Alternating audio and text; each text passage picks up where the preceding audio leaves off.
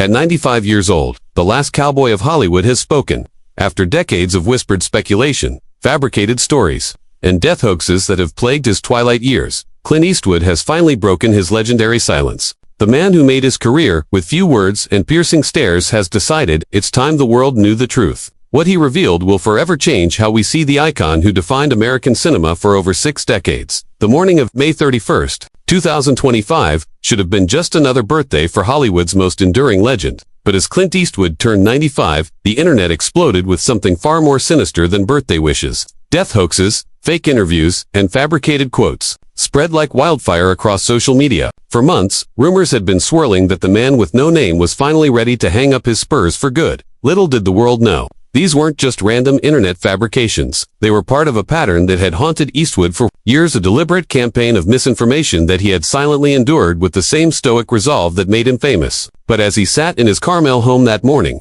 looking out at the Pacific Ocean he had gazed upon for decades, something changed. The silence that had been his shield was about to become his weapon. "I've been watching people write my obituary for 20 years, Eastwood would later reflect, his voice carrying the same gravelly authority that had intimidated screen villains and commanded respect from Hollywood's most powerful players. "Maybe it's time I wrote my own story." The decision to finally speak wasn't born from vanity or ego. It came from a deep understanding that his legacy was being stolen, one fake story at a time. The rumor mill had been particularly vicious. In recent months, fabricated interviews claimed he was bitter about modern Hollywood, that he was retreating from public life, that his health was failing. Each lie built upon the last, creating a false narrative that painted him as a relic, desperately clinging to relevance. But those who knew the real Clint Eastwood knew better. At 95, he was sharper than directors half his age, still riding horses on his ranch, still dissecting scripts with the precision of a surgeon. The breaking point came when an Austrian newspaper published what they claimed was an exclusive interview with Eastwood, filled with inflammatory quotes about Hollywood's current state. The story went viral, picked up by major outlets worldwide, before Eastwood's representatives had to issue a stern denial. "Entirely phony" were the words that cut through the noise, but the damage was already done. The legend realized that his silence, once his greatest strength, had become his greatest vulnerability. To understand why Clint Eastwood's recent revelations carry such weight, we must journey back to San Francisco, 1930. Born Clinton Eastwood, Jr., on May 31st at St. Francis Memorial Hospital. He entered the world as a giant, 11 pounds, 6 ounces, earning the nickname Samson from the hospital nurses. It was a prophetic moniker for a boy who would grow up to become one of cinema's most powerful forces. But the path to legendary status was far from predetermined.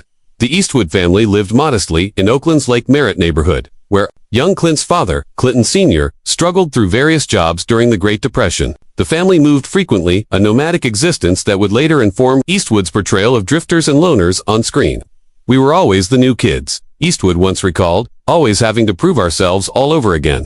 The constant relocations taught him self-reliance and the art of reading people quickly, skills that would serve him well in Hollywood's treacherous waters. But perhaps more importantly, they instilled in him a deep skepticism of authority and conventional wisdom. While other children sought approval from teachers and peers, young Clint learned to trust his own judgment. Above all else, his teenage years were marked by restlessness and a search for direction. He tried his hand at various jobs: lifeguard, paper carrier, grocery clerk, forest firefighter, golf caddy, each experience adding another layer to the complex character he would later become. But it was his stint as a forest firefighter that perhaps shaped him most profoundly. Facing down wildfires in Northern California's wilderness, he learned that panic was a luxury he couldn't afford, that sometimes survival meant making decisions with incomplete information. When the Korean War interrupted his plans to attend Seattle University, Eastwood found himself drafted into the U.S. Army. But even military service couldn't contain his independent spirit. Stationed at Fort Ord in California, he spent his off-duty hours exploring the nearby artistic communities of Carmel and Monterey, places that would later become his sanctuary. It was during this period that he first encountered the world of film production, watching crews shoot on location near the base. The seeds of his future were being planted. Though he didn't know it yet, each experience, each challenge, each moment of uncertainty was building the foundation for a man who would revolutionize cinema, not through flashy technique or dramatic proclamations, but through an unwavering commitment to authenticity. The boy from Oakland was slowly transforming into the icon the world would come to know. One quiet revelation at a time. In 1955, when a lanky, soft-spoken young man walked into a Universal Studios screen test, nobody predicted they were witnessing the birth of a legend. Clint Eastwood's early Hollywood years were marked by rejection. Small roles, and the crushing realization that the studio system had no idea what to do with him. He was too tall, too unconventional, too quiet for an industry that prized bombast and manufactured charm. But failure, as Eastwood would later understand, was simply another form of education. While other aspiring actors grew bitter or gave up, he watched and learned. He studied the mechanics of filmmaking from the bottom up, understanding that knowledge was the only currency that couldn't be taken away. During endless hours waiting for his few lines in B-movies and television shows, he absorbed lessons that would serve him decades later when he stepped behind the camera. The breakthrough came in 1959 with Rawhide. But even then, success was tinged with frustration. Playing Rowdy Yates, the young cowboy's second in command, Eastwood found himself typecast in television westerns at a time when the genre was already beginning to feel stale. While the show made him recognizable, it also threatened to limit his future possibilities. Many actors would have been content with steady television work, but Eastwood's ambitions stretched far beyond the small screen. The decision to accept Sergio Leone's offer to star in A Fistful of Dollars was seen by many as career suicide. Italian westerns were considered cheap imitations of American originals, and the pay was modest by Hollywood standards. But Eastwood saw something others missed, an opportunity to reinvent not just his career, but the entire Western genre. Leone's vision of the American West was darker, more morally ambiguous than anything Hollywood was producing. Working with Leone revealed another facet of Eastwood's genius, his understanding that sometimes less truly is more. While other actors filled silences with words, Eastwood let his presence speak volumes. The famous poncho, the narrowed eyes, the economy of movement, these weren't acting choices born from laziness, but from a deep understanding of cinematic language. He was creating a new kind of screen presence, one that would influence generations of actors and filmmakers. The trilogy's success in Europe should have been validation enough, but Eastwood understood that true artistic freedom required financial independence. Each film in the series gave him more leverage, more control over his image and choices. By the time The Good, the Bad, and the Ugly premiered, he wasn't just an actor playing a role, he was an artist, crafting a mythology that would endure long after the final credits rolled. When A Fistful of Dollars finally reached American screens in 1967, it didn't just introduce audiences to a new kind of Western hero, it announced the arrival of a revolutionary force in cinema. The man with no name wasn't just a character. He was a rejection of everything Hollywood thought audiences wanted. Where traditional heroes were clean-cut and morally certain, this stranger was grizzled and ambiguous. Where classic protagonists explained their motivations through lengthy monologues, he communicated through silence and action. The impact was immediate and seismic.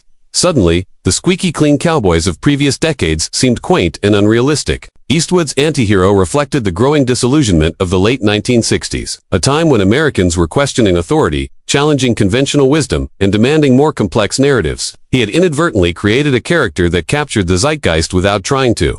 But success brought unexpected challenges.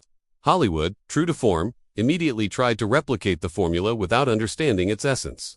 Dozens of spaghetti western imitations flooded theaters, most missing the subtle interplay of violence and morality that made Leone's films work. Eastwood watched as lesser talents attempted to copy his screen presence, not realizing that what they saw as minimalism was actually the result of meticulous preparation and deep character. Understanding the transition back to American films required careful navigation. Hang 'Em High, his first Western after the Leone trilogy, was consciously designed to bridge European art house sensibilities with American commercial expectations. Working with director Ted Post, Eastwood began to exert more creative control, insisting on script changes that deepened his character's moral complexity. He was learning that star power was meaningless without artistic integrity. Critics initially struggled to understand what Eastwood was doing. Some dismissed him as a limited actor trading on a single character type, failing to see the subtle variations he brought to each role. But audiences understood immediately. In a rapidly changing world, they found comfort in a hero who didn't pretend to have all the answers, who faced uncertainty with quiet determination rather than bravado. The real genius of Eastwood's persona during this period wasn't just in what he chose to do, but in what he chose not to do. While other stars of his generation embraced the excesses of the counterculture movement, Eastwood remained enigmatically apart. He gave few interviews, avoided scandal, and let his work speak for itself. This restraint wasn't just good publicity strategy, it was the beginning of a philosophical approach to fame that would sustain him through 6 decades of celebrity. In 1961, Clint Eastwood transformed from Western icon to urban legend with a single line. Do you feel lucky?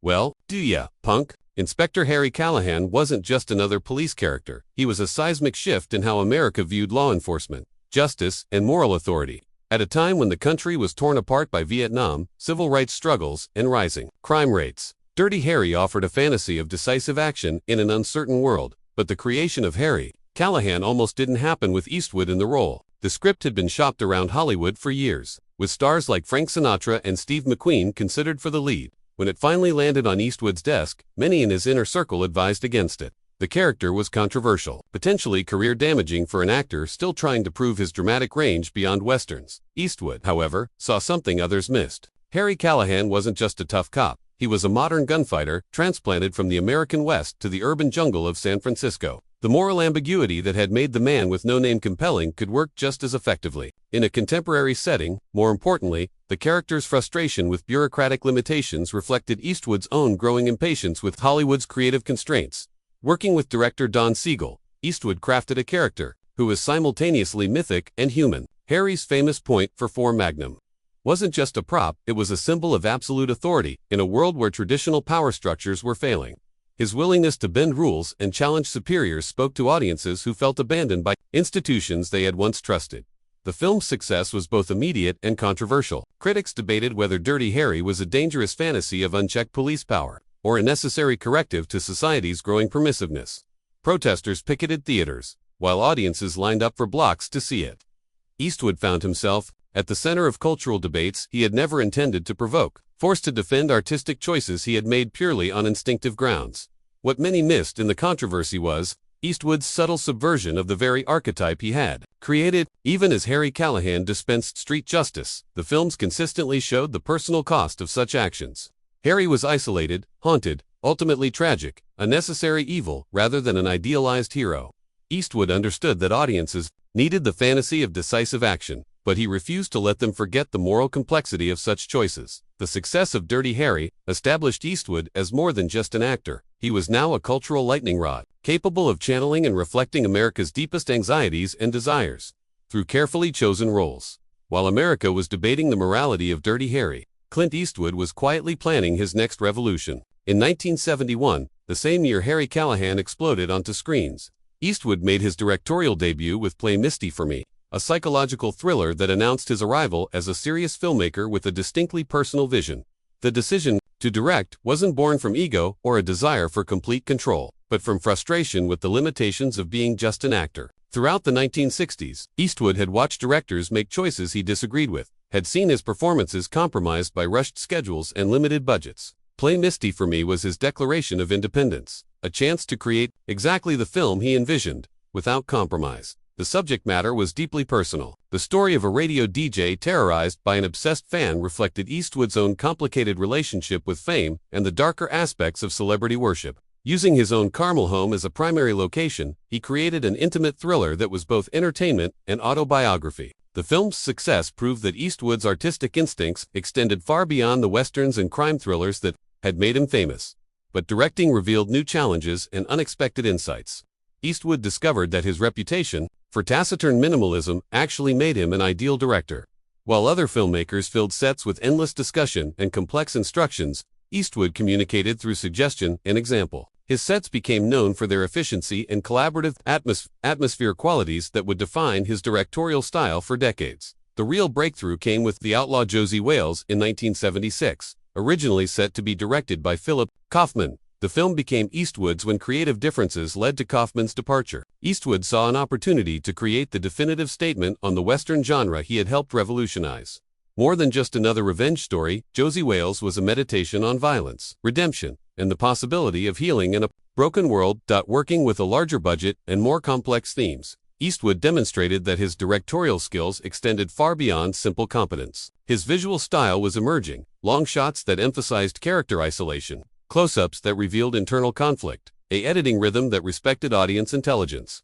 He was becoming the kind of filmmaker he had always wanted to work with, one who trusted the material and the audience equally. The critical and commercial success of The Outlaw Josie Wales established Eastwood as a triple threat in Hollywood: actor, director, and producer. More importantly, it gave him the credibility to pursue increasingly personal projects, films that reflected his evolving understanding of American mythology and human nature. In 1992, 25 years after creating The Man with No Name, Clint Eastwood did something unprecedented in Hollywood. He systematically dismantled every myth he had helped create. Unforgiven wasn't just another Western, it was Eastwood's complex meditation on violence, aging, and the gap between legend and reality. At 62, he was using his own iconic status as both subject matter and artistic tool. The project had been gestating for years.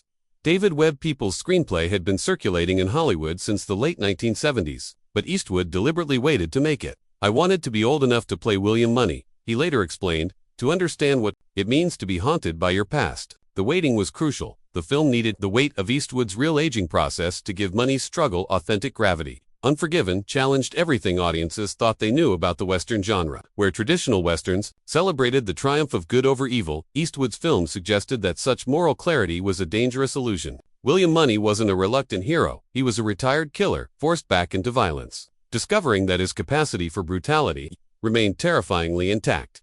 The film's visual style reflected its thematic concerns. Gone were the wide, heroic landscapes of classic Westerns. Instead, Eastwood and cinematographer Jack Green created a world of mud, shadow, and moral ambiguity. Every shot seemed to question the romantic mythology of the American West, revealing the human cost behind the legends. Working with an ensemble cast that included Morgan Freeman, Gene Hackman, and Richard Harris, Eastwood created a meditation on masculinity that was both deeply personal and universally resonant.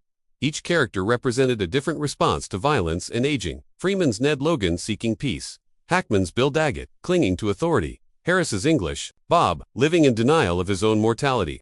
The film's climax, where Money transforms from broken-down farmer to avenging demon, represented Eastwood's final statement on the characters that had made him famous. The violence was sudden, brutal, and ultimately hollow, a far cry from the stylized gunfights of earlier Westerns.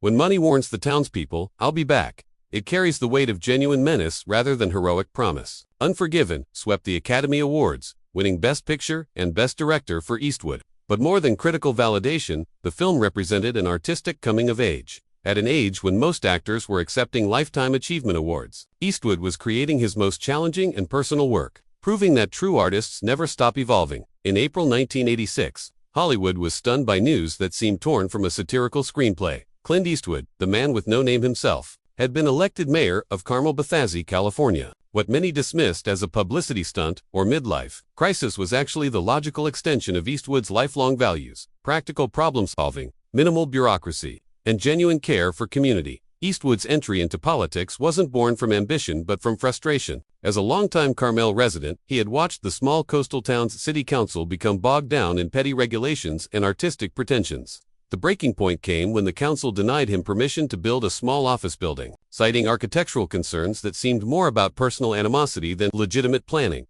The campaign that followed was unlike anything in American political history. While his opponents held traditional rallies and debates, Eastwood conducted his campaign with the same understated confidence that had made him a movie star.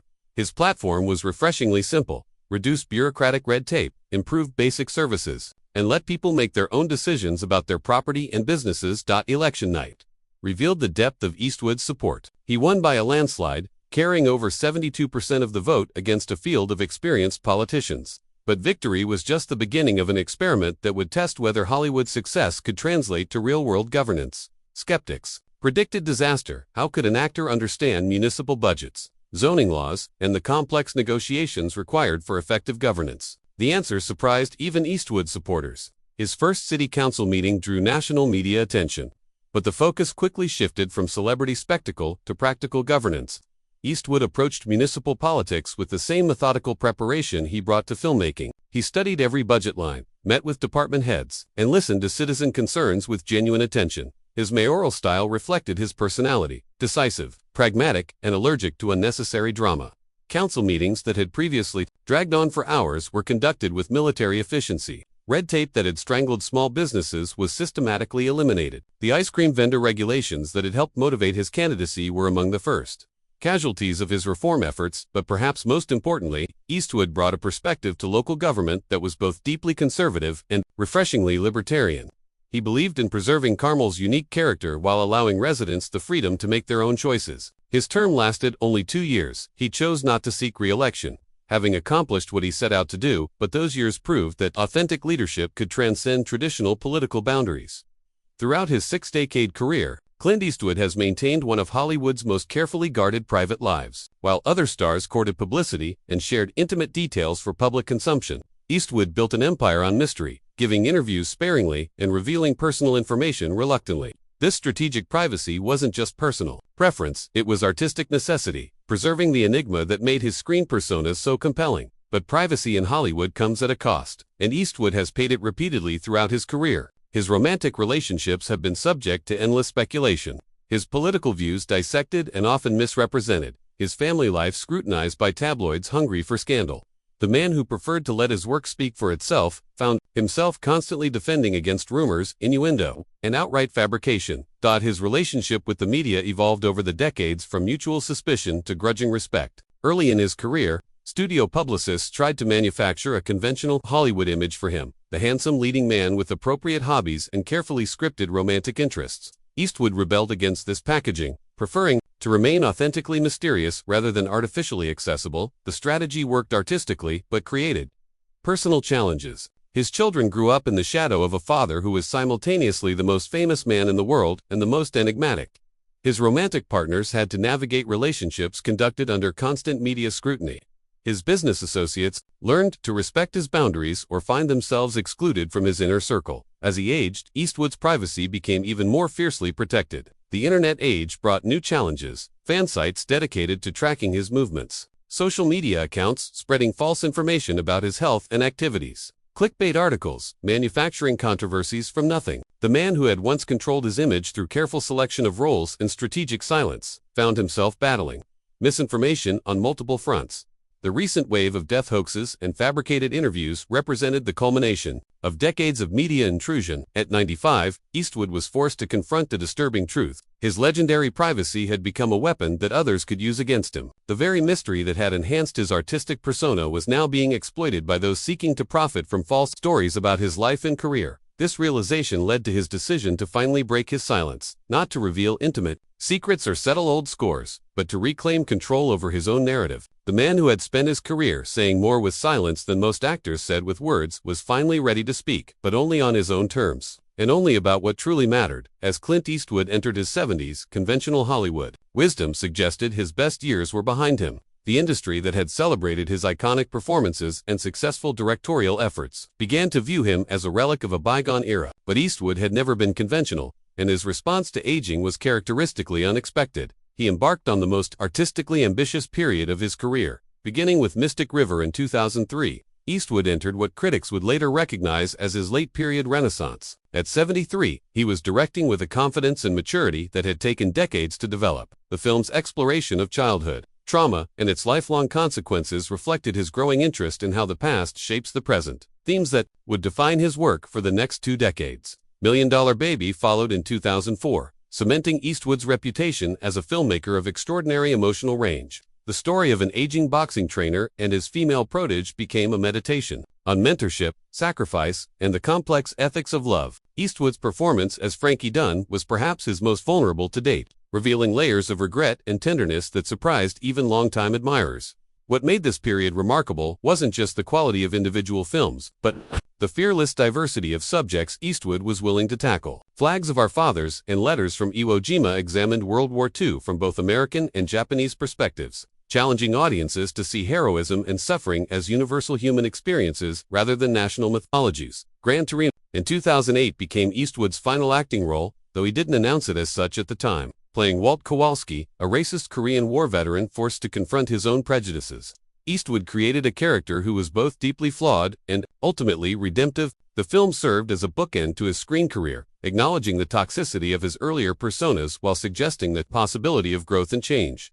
Critics began to recognize that Eastwood's late work was characterized by themes of reconciliation and understanding, a marked evolution from the revenge fantasies and moral certainties of his earlier career. Films like Invictus, Hereafter, and J. Edgar explored complex historical figures and situations without offering easy answers or clear moral judgments. This artistic maturity coincided with unprecedented critical recognition. Awards and honors that had eluded him in his youth arrived regularly in his later years. But more important than external validation was Eastwood's own sense of artistic fulfillment. He was finally making exactly the films he wanted to make, without concern for commercial expectations or critical fashion. By 2020, Clint Eastwood had become Hollywood's most enduring enigma. At 90, he was still directing films, still appearing occasionally in interviews, still maintaining the privacy that had defined his public persona for 6 decades. But his legendary silence, once his greatest strength, was becoming a liability in an age of instant communication and viral misinformation. The first major death hoax appeared in early 2017, spreading rapidly across social media before being debunked by Eastwood representatives. The false report claimed he had died in his sleep at his Carmel ranch, complete with fabricated quotes from family members and fake statements from studio executives. Millions of people shared the news before fact-checkers could respond, creating a surreal situation where Eastwood was forced to prove he was still alive. What troubled Eastwood wasn't just the false reports themselves, but how eagerly they were accepted and spread. The man who had built his career on authenticity was watching his legacy being shaped by lies and fabrications. Each hoax grew more elaborate, incorporating real details from his life with completely fictional elements designed to make them seem credible. The problem intensified as Eastwood's actual appearances became rarer. His 2012 Republican National Convention speech, where he addressed an empty chair representing Barack Obama, was widely mocked and misinterpreted. Critics used the incident to suggest that age was finally catching up with the Hollywood legend, that his judgment was becoming impaired. Eastwood's refusal to explain or defend the performance only fueled more speculation. Fake interviews began appearing regularly, allegedly conducted by obscure foreign publications that were difficult to verify. These fabricated conversations typically featured Eastwood making controversial statements about modern Hollywood, current politics, or his own career. The quotes were crafted to sound like him while being inflammatory enough to generate clicks and shares. The phenomenon reached its peak in 2025, when multiple death hoaxes circulated simultaneously during his 95th birthday celebration. The Austrian newspaper interview that claimed to quote him extensively was picked up by major news outlets before Eastwood's team could respond. For a brief period, millions of people believed they were reading his authentic thoughts about retirement. In Hollywood's current state, Eastwood watched this media ecosystem with growing frustration. The institutions that should have been gatekeepers of truth, newspapers, television networks, online platforms, were failing to distinguish between authentic information and carefully crafted misinformation. His silence, once interpreted as mysterious strength, was now seen as confirmation of whatever story happened to be trending. The realization that his own myth had become a weapon against him led to his decision to finally speak publicly about the rumors and hoaxes that had plagued his later years. On a quiet morning in September 2025, Clint Eastwood made a decision that surprised everyone who knew him. After months of false reports, fabricated interviews, and viral death hoaxes, the man who had built his legend on silence finally chose to speak. What he revealed in a carefully planned series of statements would forever change how the world understood both his career and his character. The decision wasn't made lightly. Eastwood had spent decades perfecting the art of strategic silence, understanding that mystery was often more powerful than revelation. But at 95, facing a media landscape where truth and fiction had become indistinguishable, he realized that silence was no longer sustainable. His legacy was being stolen, one fake story at a time, and only he could reclaim it. The first revelation was perhaps the most personal. Eastwood confirmed that he had been aware of the death hoaxes and fake interviews from their very beginning. Rather than responding immediately, he had chosen to observe, studying how misinformation spread and evolved in the digital age. "I wanted to understand what I was up against," he explained, his voice carrying the same measured authority that had defined his screen presence for 60 years. What he discovered disturbed him deeply. The false stories weren't random pranks or innocent mistakes. They were part of a systematic effort to exploit his fame for financial gain. Click farms created fake news sites designed to generate advertising revenue from sensational headlines. Social media accounts with millions of followers spread fabricated quotes without fact-checking. Even legitimate news organizations sometimes picked up false stories without proper verification. The second revelation was about his health and future plans. Contrary to the retirement rumors that had circulated for years, Eastwood confirmed that he was still actively developing new film projects. His physical health remained robust, his mental faculties sharp, his creative drive undiminished. The image of a frail, declining legend clinging to past glory was completely fabricated. But perhaps the most significant revelation concerned his philosophy about fame and privacy in the modern era. Eastwood acknowledged that his approach to celebrity, which had served him well for 6 decades, was no longer adequate for the digital age. The strategies that had protected him from tabloid journalism were useless against algorithms and viral misinformation. His decision to finally speak wasn't surrender to modern publicity culture, it was adaptation. By controlling the narrative of his own story, he could prevent others from writing false chapters. The man who had made his career, saying very little, was discovering that sometimes saying nothing at all could be the loudest statement of all. As Clint Eastwood approached his 95th birthday, the persistent death hoaxes and retirement rumors forced him to confront questions he had successfully avoided throughout his career. What does it mean to grow old in the public eye? How does a legend prepare for actual mortality while battling fictional reports of his demise? His answers revealed a philosophical depth that surprised even longtime admirers. "I've been rehearsing for my own death for years," Eastwood admitted with characteristic bluntness. "But I never expected to have to do it so publicly, so often, and so prematurely." The death hoaxes, he explained, had forced him to think seriously about legacy in ways that felt both morbid and necessary. Each false report was a preview of how his actual death would be covered, processed, and ultimately remembered. The experience had been surprisingly educational, watching the immediate response to fabricated reports of his death. Eastwood gained insight into which aspects of his career truly mattered to audiences. The obituaries, both real and fake, focused overwhelmingly on his iconic roles rather than his directorial achievements. The Man with No Name and Dirty Harry would survive long after his more nuanced later work was forgotten. This realization led to a deeper reflection on the nature of screen immortality. Eastwood understood that his most enduring legacy wouldn't be the films he was proudest of, but the characters that had become part of American mythology. "I created these personas without knowing they would outlive me," he reflected. "Now I have to live with the fact that they might be all anyone remembers." But rather than bitterness, this awareness brought unexpected peace. At 95, Eastwood had achieved something few artists manage: the creation of characters that transcended their original context to become archetypal figures. The Man with No Name wasn't just a movie character, he was a representation of American individualism. Dirty Harry wasn't just a cop, he was the embodiment of justice unbound by rules. The mortality question also forced Eastwood to consider his relationship with the film industry he had helped shape. Hollywood in 2025 bore little resemblance to the studio system that had initially rejected him, or the independent film movement he had helped pioneer. Franchise filmmaking, digital effects, and global markets had transformed cinema in ways he found both fascinating and troubling. "I'm not bitter about how things have changed," he clarified, addressing rumors that had painted him as an old man, raging against modernity. "Every generation has to find its own way of telling stories. My job was to tell the stories of